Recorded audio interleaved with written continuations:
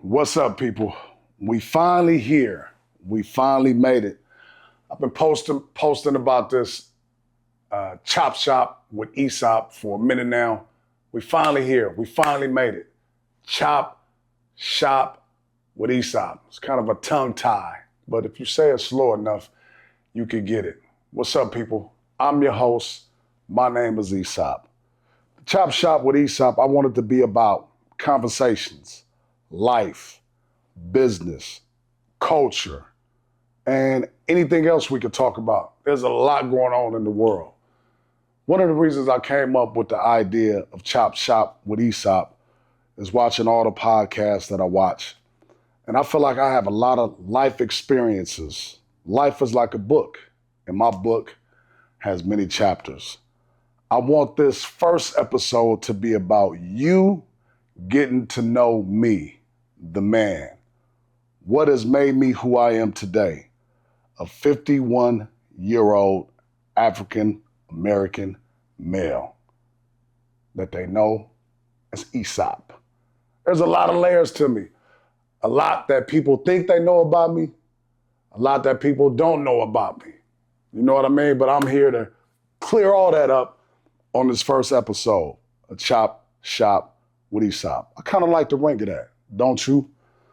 Podcasting is a booming business right now. People get on here, they tell stories, they have discussions, they do interviews. Some are heartfelt, some are funny. All kinds of stories we can find on various podcasts. There are millions to choose from. But I want this one to be intimate. I want it to be funny, introspective, and all those things. When I thought about what did I want this podcast to be about? My first episode. It's just me. I don't have any guests. I don't have anybody coming in to help me. It's just me and you, the audience, me and the camera. Mano y mano. It's like two boxes in the ring. It's just you and that other person. It's me and y'all on this first episode. So I wanted to shoot this episode in the comfort of my own living room, where I'll stay. PH 42, top flow, baby. That's what we're shooting for in life. So I wanted to do it here because I wanted to be intimate. I wanted to be inviting. I wanted to invite you into my space. And here we are. So I felt that this first episode, like I said, should be about getting to know me, the person. I want to talk about my journey, how I got here, where I'm at. I feel like I have a story to tell. And I want to share that with you and everybody who'll be viewing. Future episodes, we're going to get into all the things that I talked about earlier. But tonight, mostly, we're going to get into my story. And then we'll get into some other lighter things as well. But yeah, this is me, your boy Easop. And thank you for joining Chop Shop with Easop. As always, anybody know I got a lot going on. I was telling somebody earlier today, sometimes I wish my brain was shut off. But even last night, I could hardly sleep because I'm always thinking about ideas, things to do, tweak this, do that. I've been business-minded. I don't know why I was born with it, but I was born with it.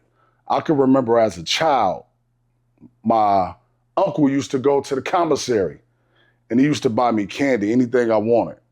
And I would take some of that candy, I used to put it in this little round bowl and I used to sell it to the kids in the neighborhood. So my mind is always flowing with ideas and I got a million things going on.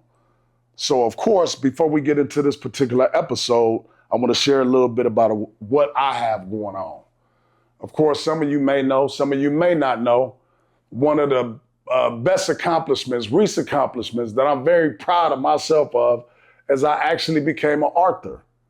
And when you become an author, you kind of become like an authority on the topic that you wrote about or that you choose to write about. So one of the first things I want to share with you is my book, Dating for Men Made Easy, 15 Keys to Crush Your Dating Life and Make You More Successful. But not only is this a dating book, it's a life book. Because I talk about things like, as a man, getting ready, being prepared to even get ready to start dating. Because until you get yourself ready, you shouldn't be dating nobody else. And there are a lot of other Jews in this book. I don't want to get off fully into it, but I just wanted to let you know what I got going on. Dating for Men Made Easy. This is available wherever books are sold, excuse me. I even did the audio book. So if you're driving, you at work, you in your car, you want a little motivation, pop your boy on, man. It's on Audible, Spotify, wherever you listen to audio books. But anyway, check it out. Dating for Men Made Easy. This is my baby, my first book. I plan on writing a couple more. 2 of them are already in the process of working on. Told y'all my brain don't stop. I'm always thinking of stuff. So check that out. Dating for Men Made Easy. Second, tequila. Anybody that know me know I love tequila. Matter of fact, let's toast to this first episode. That's my company right there, the Tequila Plug. I don't know if you can see that. We're gonna sip a little bit of this. I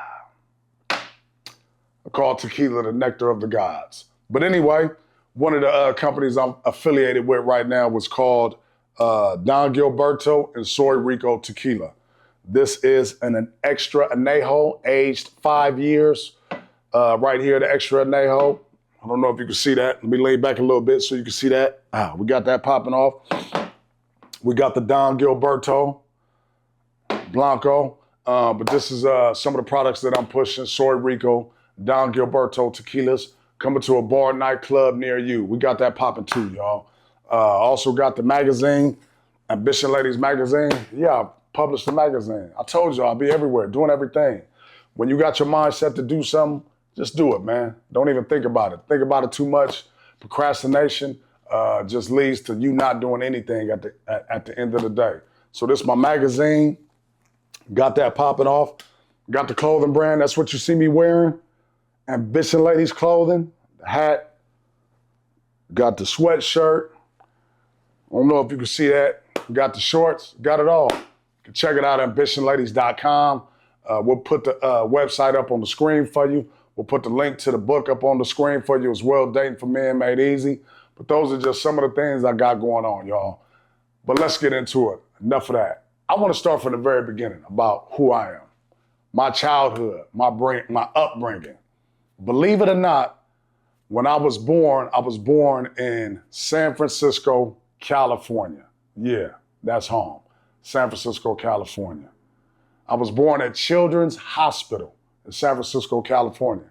When I came home, my birth certificate says 1764, was it 64 or 54? I think it was 64, it don't matter. 1764, 54, Sunnydale. The Sunnydale Housing Projects in San Francisco, California. The Sunnydale Housing Projects were some of the biggest housing projects, or I think it was the biggest housing project development in San Francisco at the time. It had been until they started to redevelop. You know they redeveloping everywhere, y'all. But that, I consider that home. From the Sunnydale projects all the way to Vallejo. I had a little bit of an upbringing in Vallejo, California, called the Crest. Shout out to the Crest. Those of you that know, home of the legendary Mac Dre. Rest in peace to Mac Dre. That was where I would say I experienced family. When my mom and dad were together, my brothers were there, we were all one family. That was around the age of like 6, 5, when I was a little young lad growing up in the Crest. I believe it was Round Street, if I'm not mistaken. Went to Loma Vista Elementary School in the Crest. And one of my best Christmases I remember, y'all, is we had the whole family over. And I remember it like yesterday. I don't remember too much from my childhood, but I remember that first Christmas. It was my dad's side of the family, my mom's side of the family. We all came together. That's when they had the racetracks. See, kids don't have racetracks no more like we used to. You used to have to take the plastic pieces of the racetracks, put them together. You had the cars and you would just hold the trigger and you would just to watch the cars race around the tracks, and if the car jumped off the track, you had to take the car, put it back on the track. Man, that was life. That was living. That was Vallejo. Few other memories that I have of Vallejo, just family. I can remember one, and I'm gonna tell a lot of stories on this podcast, y'all. Y'all gonna get the stories out of me that people never heard.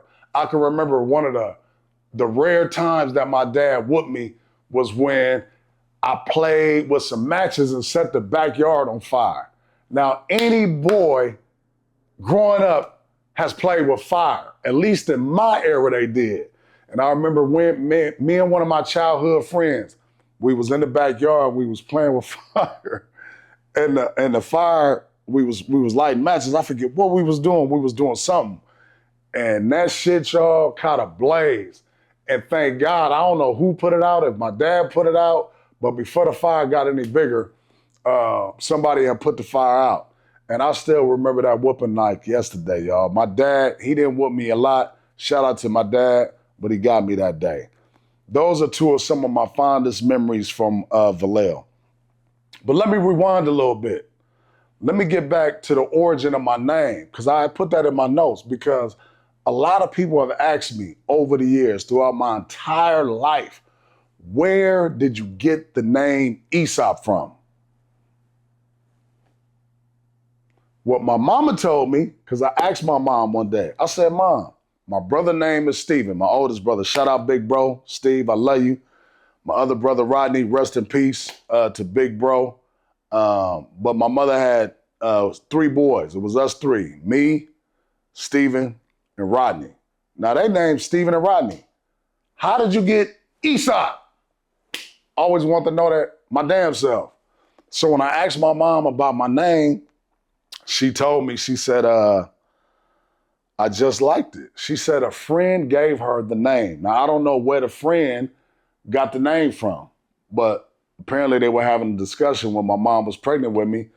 And you know how women do. They talk about what they gonna name their kids. And apparently my mom got the name from the friend, and my mom liked the name, and that's how I got the name Easop. So now you got the backstory to how I got my name. Now, the next part of that is, what does my name mean? I get asked that all the time. Look, y'all, I done researched, I done Googled. Now that we got AI, I done AI'd it. There is no clear definition for my name. If y'all find it, send it to me. The closest thing to my name is Easop Fables, or Aesop Fables. He was a Greek storyteller. A-E-S-O-P, not E-A-S-O-P. And it's kind of ironic because he's a Greek storyteller. And here I am on camera talking to y'all, reliving stories, sharing stories. I was a rapper. We'll get into that later. So the name kind of is like synonymous with storytelling, somebody who writes books, shameless plug. So I don't have like a clear meaning in terms of like, you know, some people's name mean diamond or prince or flower or something like that. And to be honest with you, sometimes over the years, I've just made stuff up to people about what my name means, but I was really lying. Shh, don't tell nobody. So the meaning of the name, I don't know. I just tell people Aesop Fables was a Greek storyteller. So maybe I'm gonna just start telling people at 51 years old, I'm a storyteller. Because that's what we're doing here, right? So that's how the name Easop came along. So I talked to y'all a little bit about Vallejo, gave you a little bit about the origin of my name. And after Vallejo, me and my brothers, we split up. Because like adults, you know, sometimes do. Me and my mom and my dad, they split up, they split apart, broke up a happy home. I think it was really one of the most traumatic experiences in my life in terms of like just remembering what that felt like when I had to understand that daddy was going this way, mama was going this way.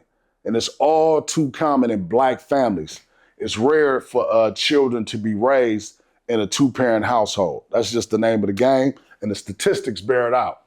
But that's a whole nother topic for a whole nother day. So when my mom and dad split, remember when I was born in San Francisco, went home to Sunnydale, we moved to Vallejo, but I end up coming back to San Francisco. My mom and my brothers, they went to Oakland. Both of my older brothers are from Oakland. But I end up going to live with my great aunt in San Francisco. And I used to always wonder how did I end up in San Francisco and my brothers and them ended up in Oakland? It was always weird to me. but God's divine fate, right? We can't never question God and the plan he has for our life. You know what I mean? Because it all worked out because I've been a productive citizen ever since. Morals, integrity, character, been able to accomplish and do a few things in life. So everything works out the way it's supposed to. But back to the story. So anyway, and it was my dad's great aunt. My mom apparently had a great relationship with my dad's great aunt. I don't know what the conversation was. Apparently my great aunt just had a fondness for me. And so when my mom and my dad broke up, I guess she was like, he could come stay with me. And that's what ended up happening. So I ended up moving back to San Francisco, close to Sunnydale, but not quite Sunnydale, to an area called the Brick Homes. Now the Brick Homes was kind of like, it was in the hood, but it was kind of like not a part of the hood. Because you had the Geneva Towers on one side, which were these two 20-story buildings. They had two of them. They used to call it the A building and the B building. And it was treacherous. If you know anything about Good Times, the show Good Times, it was like this just like place that if you look in it, you might not come out if you go in. You know, the elevators was always broke, the hallways was dirty. It was crazy. Cats used to get thrown off the balcony, and I'm not lying. People that know that area can verify this information. So that was the Geneva Towers on one side. So kind of in the middle of that, you had the Brick Homes. The Brick Homes were like these townhomes, these 4-bedroom, you had all four bedrooms was upstairs. And they were nice, you know what I mean? So you had these townhomes that was in the middle. Then if you walk maybe 5 minutes up that way, I don't know if it was north or south, you had the Sunnydale housing projects. So I was sandwiched in between, because I lived in the Brick Homes, I was sandwiched in between the Geneva Towers on one side and the Sunnydale projects on the other side. Sunnydale I always considered home, because that's where I came home to. So that's where I grew up at. I grew up in these two worlds where it was chaotic. It was just a lot going on, as you can imagine. It was the inner city. And that's where my great aunt lived, and that's where I was raised at from the time I was like maybe 6. I think I was like 6, because I remember going to the catch game when Dwight Clark made the catch. I think that was in 81. I went to that game as a child. I was there. My uncle was Billy Joe Dupree, number 89, that played for the Dallas Cowboys, believe it or not. And as much of a 49ers fan as I am today, y'all, guess what? I had on a Dallas Cowboy vest at that game. Wasn't my choice, but because my uncle played for the Dallas Cowboys, I had to wear a vest. So anyway, I remember going to that game. That's one of my childhood memories, going to the Dallas 49ers catch game. I was actually at that game, as a kid. And I can remember when Dwight Clark made the catch. As Dallas Cowboy fans, everybody was sad. But guess what? When the Super Bowl was played that year, I'll never forget, the 49ers played the Cincinnati Bengals. I switched that fast because it was something about the 49ers I liked. I went from cheering for my uncle's team. He was my uncle by marriage, married to my dad's sister. I went from cheering to his team to cheering for the 49ers in the Super Bowl, y'all. It was the craziest thing ever. And I've been a 49er fan ever since. 81, long time, baby. So let's get into a little bit of my childhood. My childhood, I had a great childhood, y'all. I mean, great. My great aunt, she was older. It was my dad's auntie. So just imagine, it was my dad's sister's, it was, how do you say it? It was my dad's mom's sister. There you go. I've been getting confused with all that family stuff. Yeah, my dad's mom's sister. And so she was a lot older, raising me in the inner city. She used to have this roommate. Some of y'all that's watched this and know me gonna be able to relate to this. She used to have this roommate. I didn't know, I was young, you know what I mean? But I never seen them sleep together. She had her room, I had my room, and he had his room. But he was Japanese. And from what I understand from the stories that I got, I guess they met, he was a war veteran. That's how we used to go to the commissary. Remember the story I told you earlier about going to the commissary, buying candy, selling candy? I used to go to the commissary with Uncle Ogie. We used to call him Uncle Ogie. And that was like my Japanese uncle. And all the kids used to be like, who was that guy? Because he had this long hair with a ponytail and he was Japanese, walking around a predominantly black neighborhood. And they used to always walk our dogs. So that was Uncle Ogie. And that was my great aunt's roommate. And it was weird to me now looking back, but hey, well, what do I know? I was a kid, right? But the man took care of me, looked out for me. So I had a good upbringing, y'all. In terms of church, back then, all the black kids had to go to church somehow. I don't think it's like that now. You can go to church online now. You can be in the bed watching church online. Nah, we had to get up and go to church. Sunday, we had to go to church. Wednesday, we had to go to church. And if they had programs, you had to go to church. So I come from that generation where we had to go to church. Like, I don't care what was going on. I don't care if my aunt didn't go to church. She made sure somebody came and picked me up from church, y'all. And so my upbringing, like most of us in my age bracket, maybe a little younger, the generation before, we had to go to church. We didn't have no choice. But looking back at it, it gave us a foundation. It helped make us who we are today. It gave us some sort of like, what do I want to say? Some sort of like moral compass about life.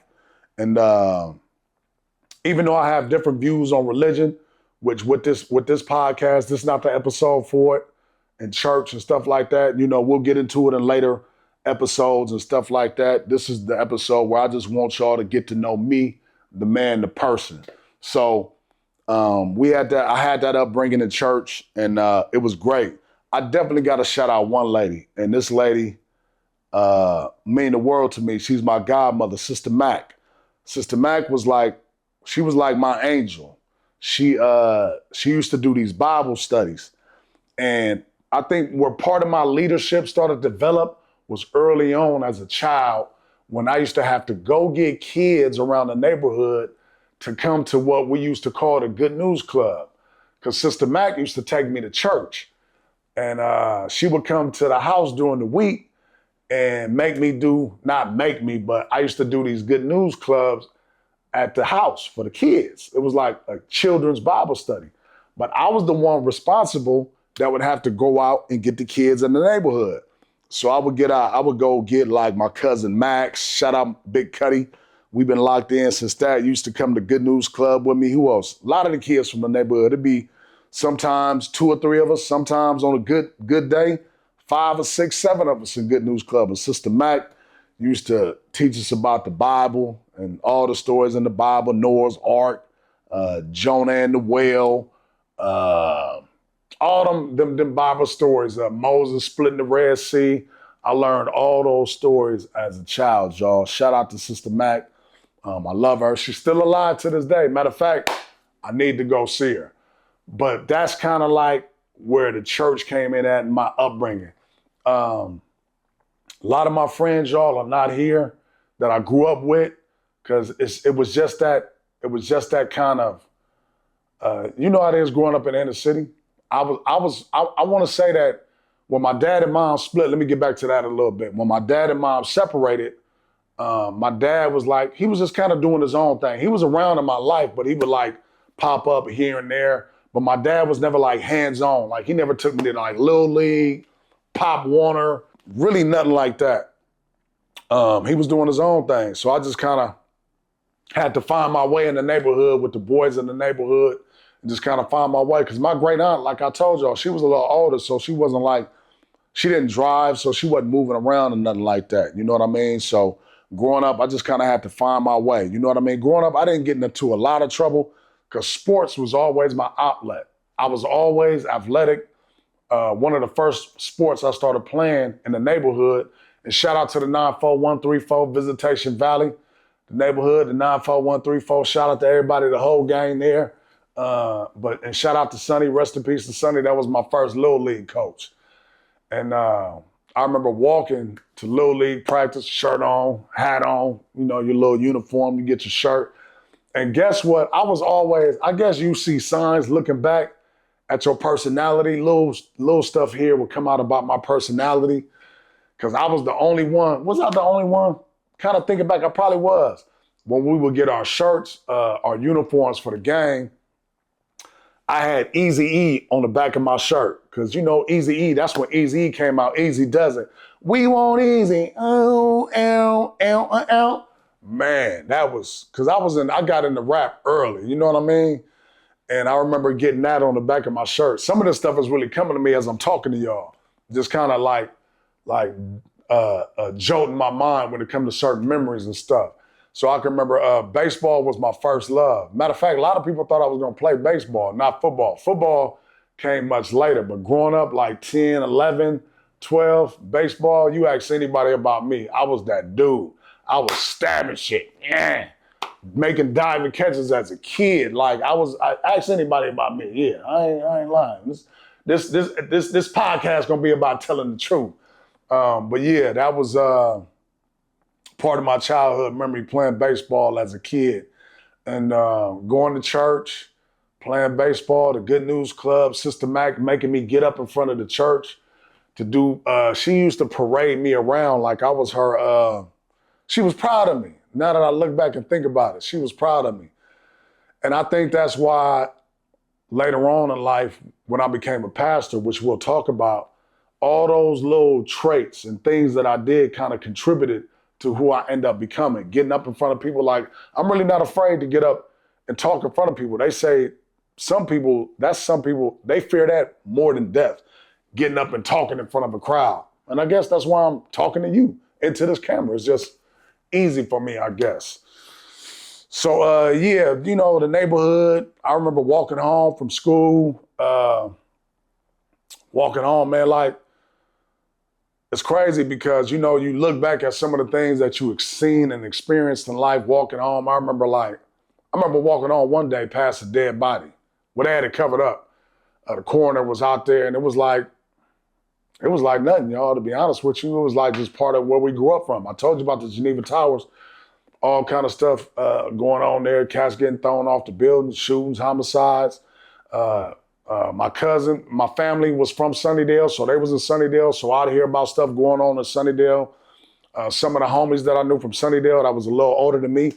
Matter of fact, shout out to my Cuddy, Kevin Mack. Shout out, Big Cuddy. Love you. Cuddy used to try to come get me to come hang at Sunnydale with him, but my great aunt wasn't having it. She was like, you go up that way. She knew it was trouble up that way. So sometimes he would try to come get me, but yeah, he wouldn't. She wouldn't let me, but shout out Big Cuddy. But I met a lot of the big homies through Big Cuddy because he was out there really on the block every day, all through the night. Cuddy really put in work for the set. So I met a lot of cats through Cuddy. R.I.P. Black J, R.I.P. Fly Ant, R.I.P. Peter Lee, R.I.P. Joey Holmes. Quick story about Joey Holmes, man. I'm going to take this one for him and all the fallen soldiers, man. Joey Holmes was riding his bike, and Joey wasn't in the mix like that. Joey was just like cool, like, you know what I mean? Everybody knew Joey from the neighborhood, and man, Joey got shot, straight bullet, found him. He wasn't even a target.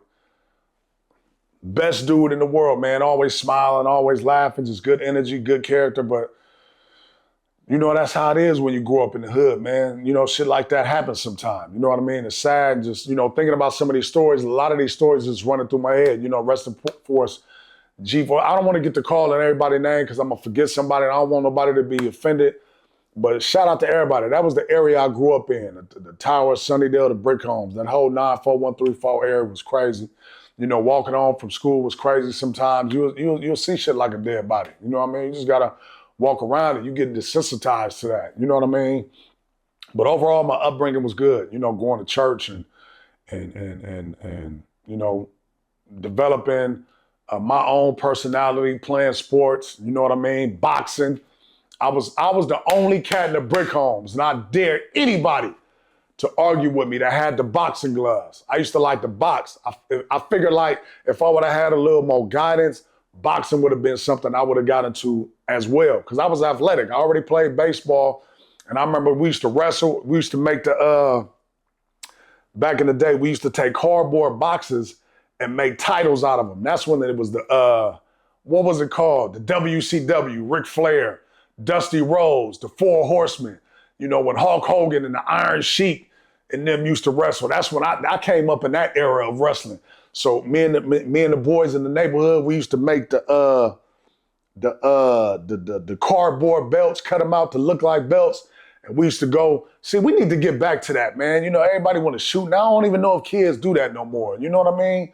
But that's how we used to play. We used to play tackle football. Like I said, do the wrestling belts, wrestle. Whoever won, they get the belt. But getting back to the boxing, I was one of the only cats that had boxing gloves.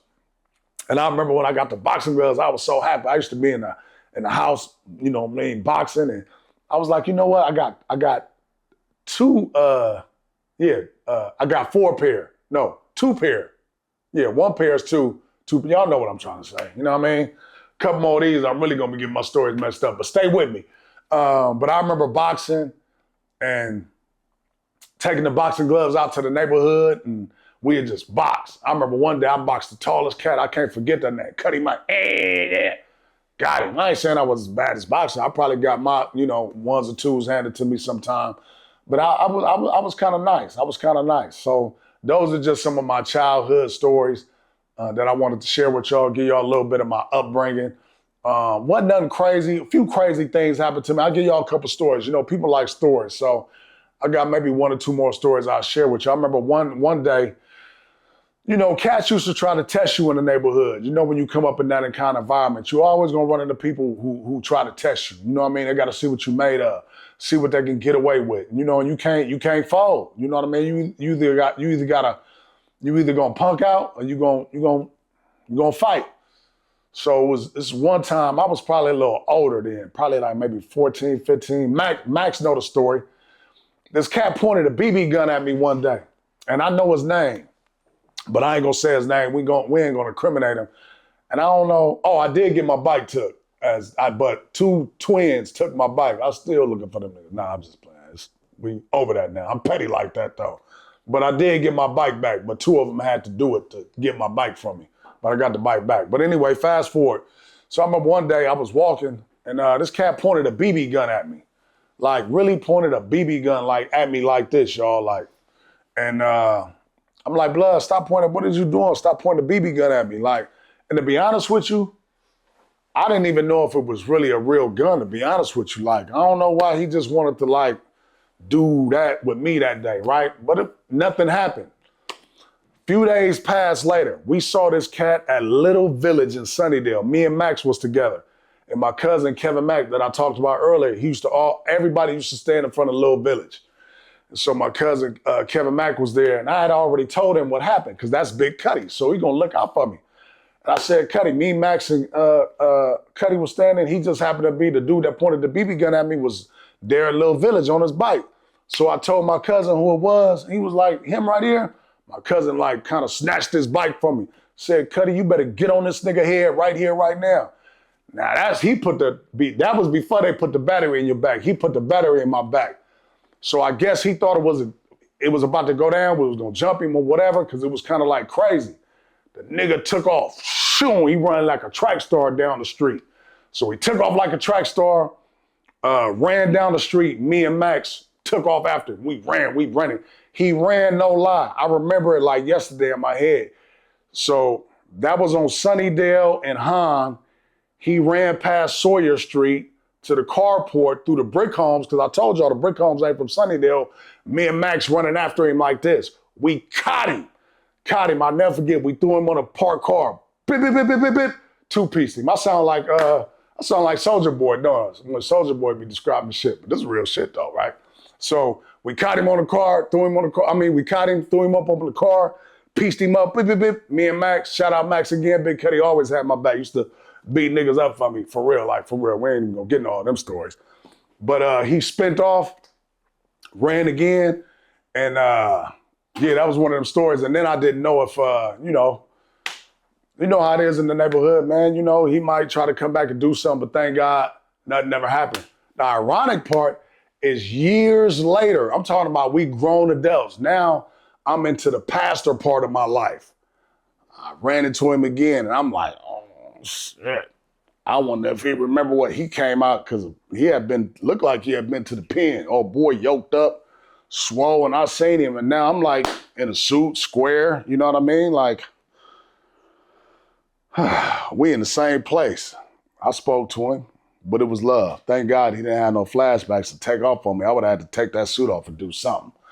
But yeah, that's just, part of my upbringing, y'all, that I wanted to give y'all. Like, then high school was crazy. Lost my virginity at 14. Fucking with Max again. You know what I'm saying?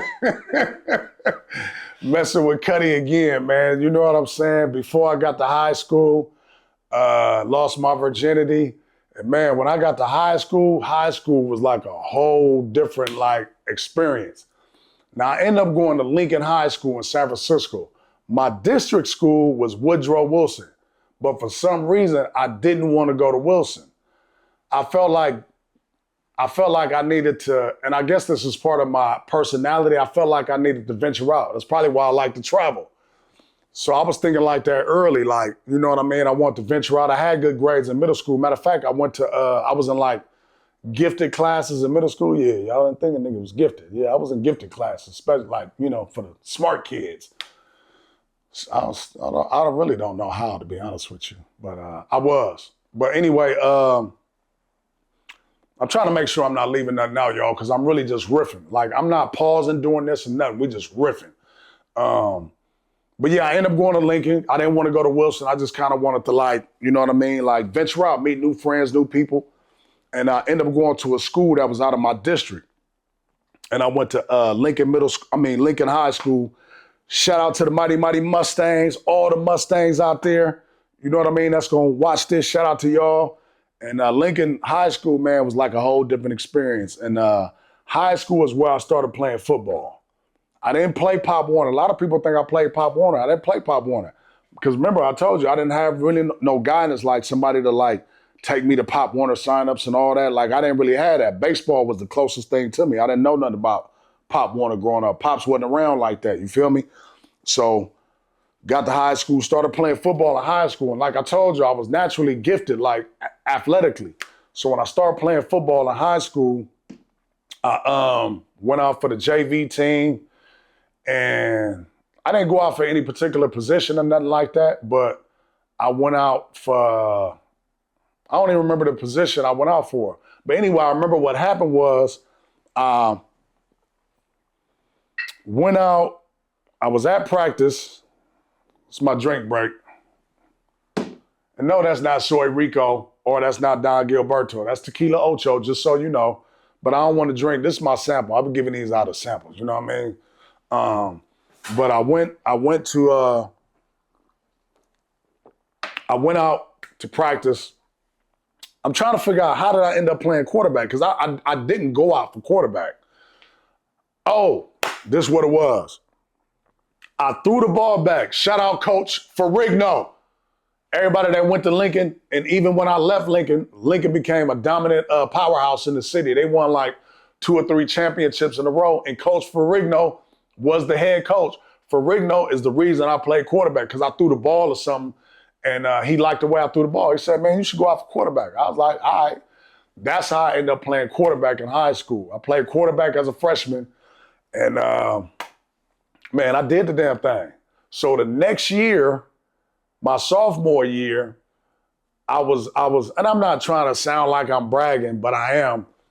My next year, I was a sophomore. The varsity quarterback, I was better than him. And everybody knew it. He was a junior. But everybody knew I was better than him. Y'all, they bumped me up to play starting quarterback as a sophomore on varsity. Why did they do that? You couldn't tell me nothing. I thought I was the nigga. A sophomore playing varsity quarterback in high school? I think that's when the Easop persona started to kick in, y'all. I ain't even gonna lie. The girls being popular on campus, playing varsity quarterback. I'm smiling thinking about it, man. Your high school years are some of the best years of your life, you know? And played varsity quarterback as a sophomore. And that year, we went all the way to Turkey Day, which is our equivalent of the city's championship. I took my team, well, I didn't take them, but I led them. I will say I led them to Turkey Day Championship. Of course, we got our ass whooped by Galileo because them niggas was like 30 years old playing high school. You can't tell me they wasn't like some grown-ass men playing high school football. I ain't gonna say no names, but y'all know y'all. We lost to Galileo in Turkey Day. And yeah, man, it was heartbreaking, man. But came back the next year, my junior year, just trying to get y'all some background on this football stuff because it kind of ties into some stuff later with my son. And came back my junior year. My junior year, we were actually we were picked to be the best team in the AAA. And we had a raw team, man. Shout out Ernest Perkins. Shout out D. Shep. Who else? Shout out White Lightning Emil. White boy was fast. We call him White Lightning. Who else was on that team? We had so many. I hate when I start calling names because somebody watched this going to feel bad I didn't name them. But shout out to all the guys from that team. That team didn't make it back to the championship. But one of my signature moments from my junior year in high school is I threw 7 touchdowns in one game. It might still be a state record. I don't know. At the time it was. But the crazy part, I actually threw 8 touchdowns in the game, but they called one of the touchdowns back because of penalty. That's how raw it was, y'all. Well, let me say, it was a little bit of me being raw, and them niggas was really weak. Mission High School, even though they end up becoming better. But yeah, through 8 touchdowns, 7 touchdowns, was all in the newspaper the next day, and I had a real buzz. Like, I started getting letters from every major, it was called the Pac-10 back then when I was coming up. I started getting letters from every major Pac-10 school. I remember the letters were coming out. Washington, Oregon State, who else? Maybe Cal. I started getting letters. But y'all, like I told y'all earlier, when I became a varsity quarterback as a sophomore, my ego started getting big. By the time I was a junior, you couldn't tell me nothing. Now, mind you, remember I'm raised by my great aunt. I didn't have no guidance, like in high school, really. So I was kind of really just like out here just like moving, like, you know what I'm saying? Like kind of like doing what I wanted in life. Even as a teenager, I got my driver's license when I was 16. I got my driver's license when I was 16, so I was driving early. So I've been bending corners around the block, you know what I'm saying? So I had my license at 16, was a junior, you couldn't tell me nothing. Then the girls became a thing. And once the girls entered the picture, man, it's just kind of like, you know, that's all you kind of like going to school to look fly for the girls. I'm talking to hella girls. Even though I did have a couple of girlfriends in high school, shout out, one of my girlfriends in high school was Dana Dickey. Where's Dana Dickey? Dana, if you watch this, I miss you. Where are you? Dana, are you out there? Dana Dickey. Yeah, Dana was bad. She transferred from another high school. Matter of fact, I think she transferred in from Galileo. And everybody wanted Dana because she was like the new girl. You know, everybody be on the new girl when they transferred to the new school. But guess who had to have her? The quarterback. The quarterback got her. So me and Dana Dickey was a thing. We was running around for a minute, cutting school, fucking with Dana Dickey. Man, cut a lot of class behind Dana. Give me a time to think, reflect. All right, I'm back. So yeah, junior year was lit, proms was lit. Went to all the balls, the proms. My grandmama used to let me, rest in peace, mommy, she used to let me drive. I drove an old school, like Oakland niggas drive an old school. It was a Buick LeSabre. Any Oakland nigga that watched this could know it was a Buick LeSabre. I smashed that to my junior prom. Everybody else had rental cars. My grandmama, we call her mommy. Mommy let me drive a LeSabre. I kept a LeSabre all night. Of course, you know I had to get the hotel room. You're not going to the prom with me unless we end the night at the hotel. That's just where my mind was at even back then. Junior year was lit. My senior year was crazy, y'all. And I'm almost wrapped up with this part of the segment. And I'm leaving out a lot of stuff. But my senior year was crazy because my senior year, I gave no F's about school. My senior year was so bad, y'all. My partner just walked in. You can't see him. Shout out to I Do What I Want, my bro Tyson. He just walked in. He teased me to this day because one day I posted my what do they call it? My GPA online. My senior year, my GPA was literally 0.64 for one of the semesters of my senior year in high school. That's how much I wasn't going to class, wasn't I had all F's and 1D, literally, on my report card. So my senior year, I played some of the season, but because my grades were so bad, you had to have a 2.0 GPA to play football. My grades were so bad, I only played maybe 3 or 4 games my senior year. And I hated that, looking back now. But I didn't really have any guidance. Like I told y'all, I was raised by my great aunt. My great aunt was about to come up to the school, checking on me and nothing like that. So I was able to do pretty much what I wanted in high school. I was cutting school.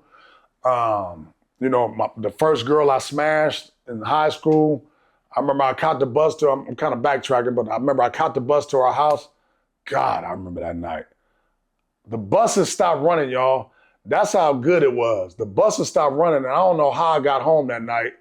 They didn't have cell phones, nothing like that. I couldn't call nobody, but it was late at night, and I made it home. But shout out to her. It was good. It was good. I don't know how I got home, but I got home. But my senior year was crazy, and was ineligible for my football season, and ended up sitting in the stands watching a lot of football that year. And all those scholarship and letters I told you, I had scouts coming to the game that wanted to recruit me, come to their school. But when they would check my transcripts, my grades wasn't up to par, so they couldn't offer me a scholarship. So long or the short, the senior year was just a wash. This is where my dad really was influential in my life. This is why dads are so important in their kids' lives. So dads out there checking us out, like, you important, like you gotta be involved in your son's life, because the only person I would listen to was my dad. I was doing so bad my senior year, I would always cut first period, always, because it was Spanish.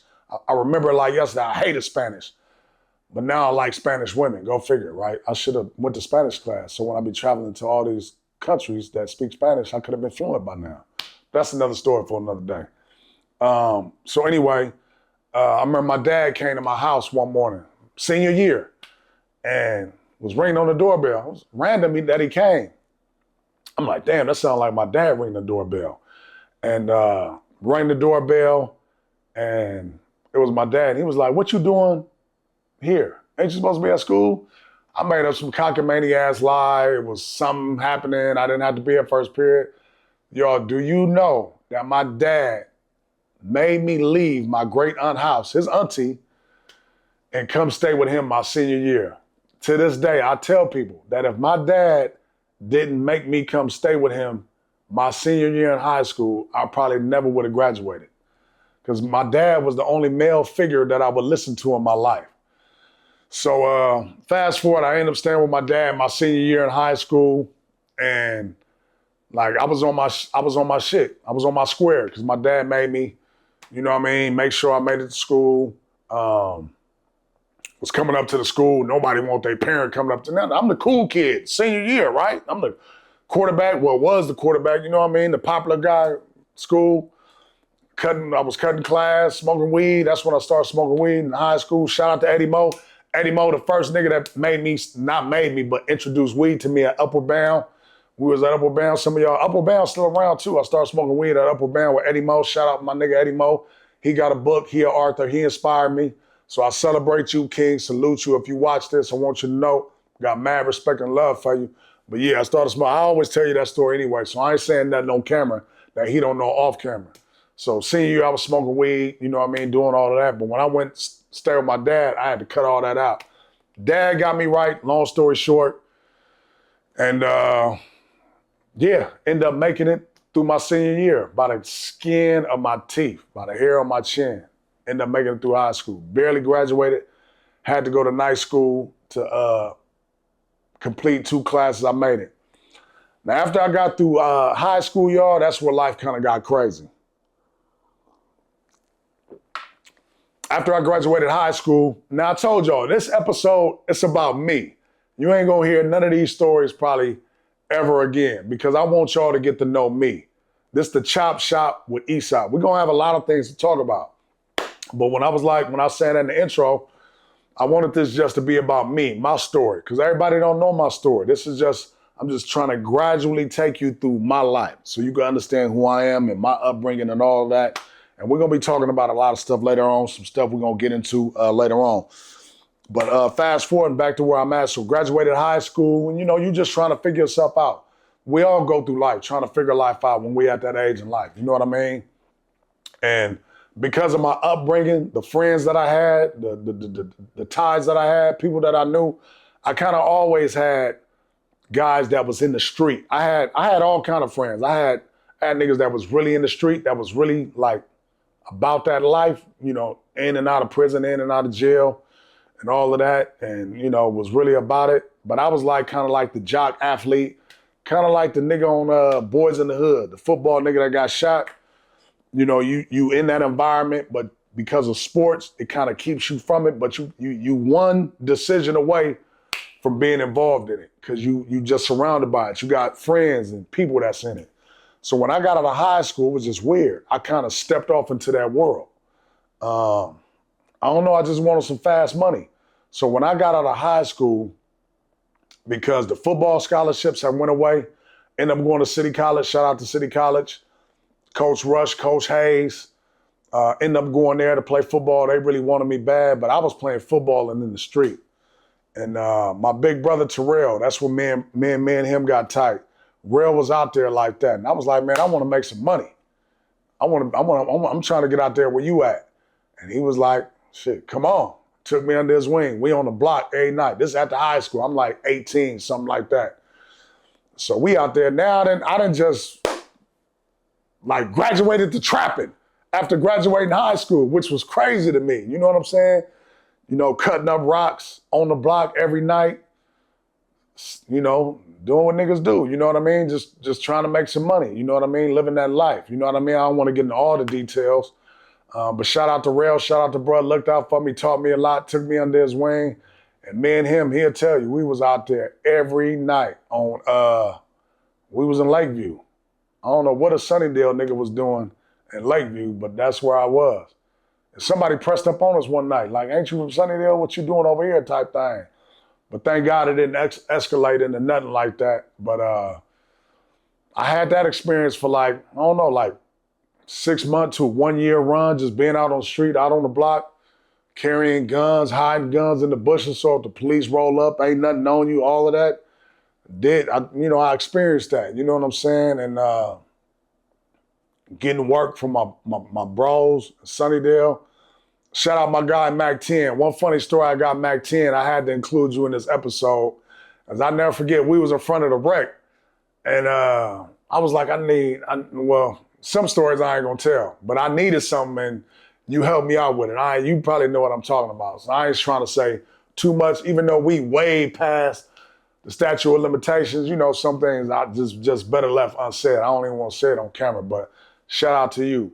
So fast forward, man, all that went through the street thing and I was really getting wrapped up, just doing some wild stuff, just really getting further and further out there. And that's where, you know what I mean? Like, I don't know. I had a divine intervention one night. It was my church upbringing that I told y'all about earlier during this segment. And that was my church upbringing. And that's kind of where the transition happened. Yeah, so that was a good, I don't want to overwhelm y'all with too much, but that was a good place to just kind of like pause and revisit on the next episode. Because I want to get into some other stuff like some philosophy, some wisdom. One of my partners came up with a term called SOP philosophy. Shout out to my bro, Twan Gotti. Thank you. You made the segment, bro. In this segment, I'm going to make a part of every episode that I do for Chop Shop with Easop. Well, I'm just kind of giving some game with some wisdom because I'm 51 now. I done lived a little bit. Done seen some things. I heard somebody say not too long ago, I know a little about a lot because I done lived a little bit. So I just want to give some game, on this podcast as well, just when it comes to life and how you move. Because given what I told you about my upbringing and where I was raised at, like it was treacherous. Like you had to know where to go, where not to go. Like, you couldn't even hang around certain people because certain people was hot. And what that mean, like, they may have been like hot by somebody wanted to do something in the neighborhood. So it was certain people that you couldn't even hang around. And like today, nowadays, these youngsters, because I hope youngsters watch this too, not only old heads, but youngsters, this is going to be everywhere. You know, choose where you go and your surroundings wisely. Okay? This is just part of even now, even to this day, as a 51-year-old black male, you know what I'm saying? Old nigga, but got young nigga energy. Choose where you go and choose who you hang around with. Sometimes you can't hang around everybody. Sometimes you can't be around everybody because being around the wrong people will get you shot or will get you wrapped up. So you got to choose wisely.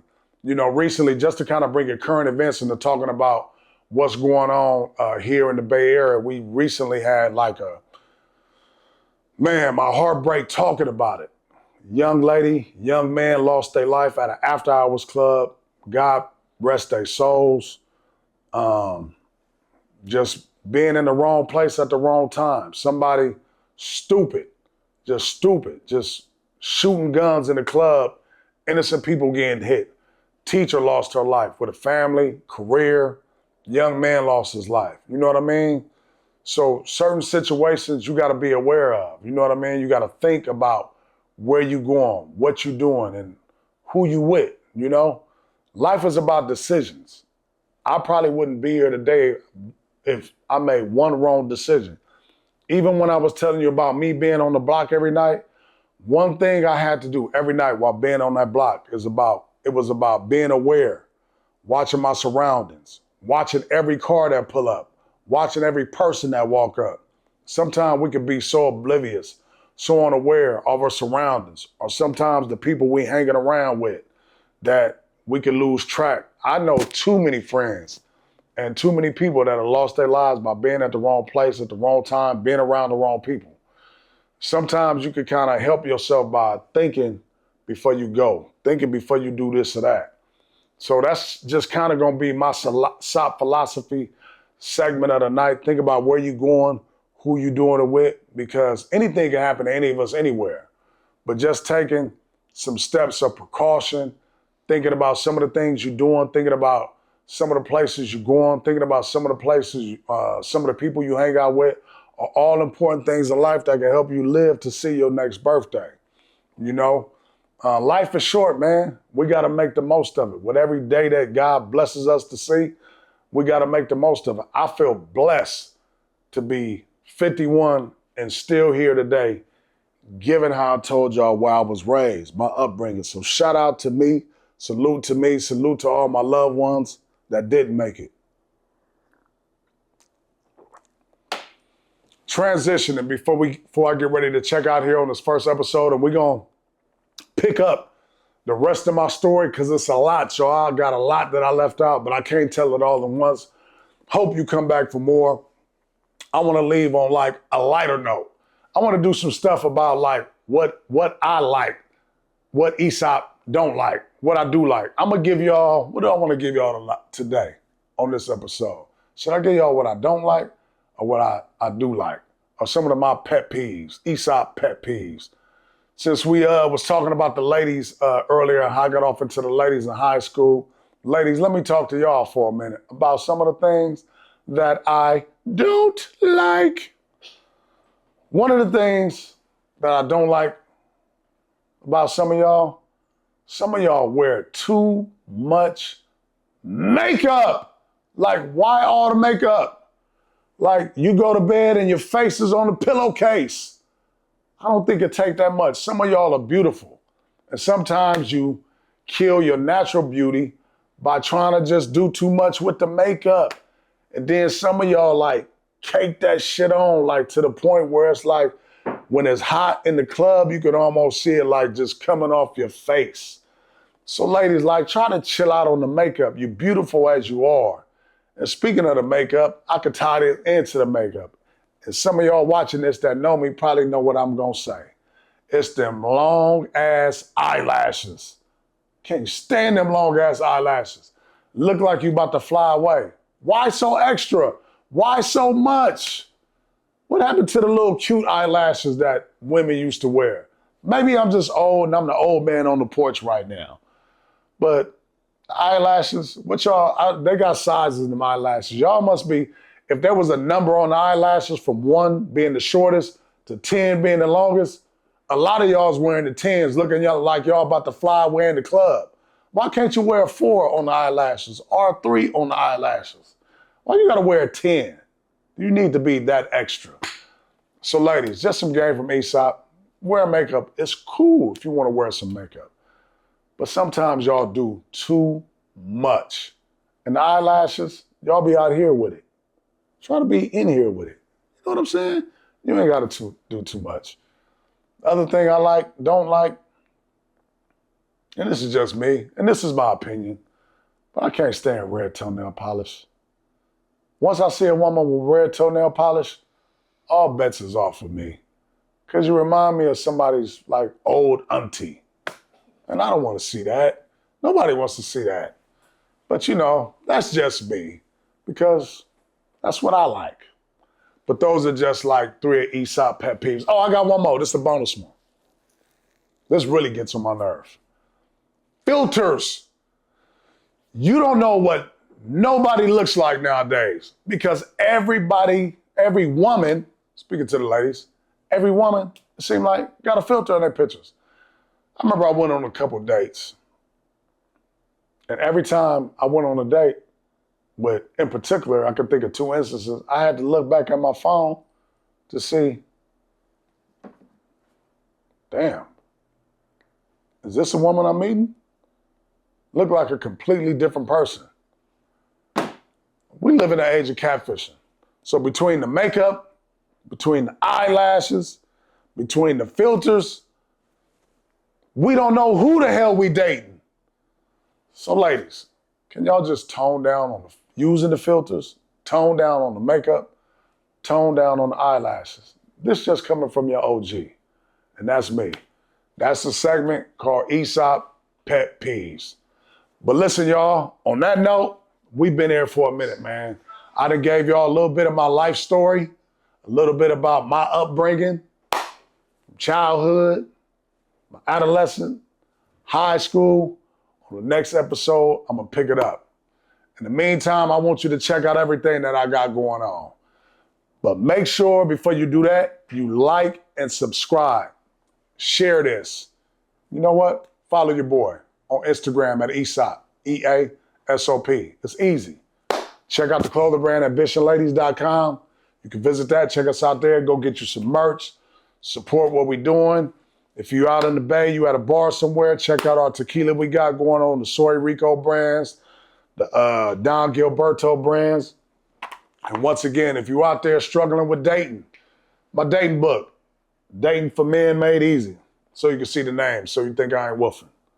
Dating for Men Made Easy. 15 keys to crush your dating life, make you more successful. And it's also a self-help book. It's just not about dating, but it's about getting your mind right, giving you the keys to be successful, fellas, when it comes to dating. But yeah, that's it. Your first episode with your boy Easop. Chop, shop with Easop, man. Episode 1. Check me out and make sure you follow, make sure you like, make sure you subscribe and share this video. And on that note, I'm out on the gang. You already know what it is.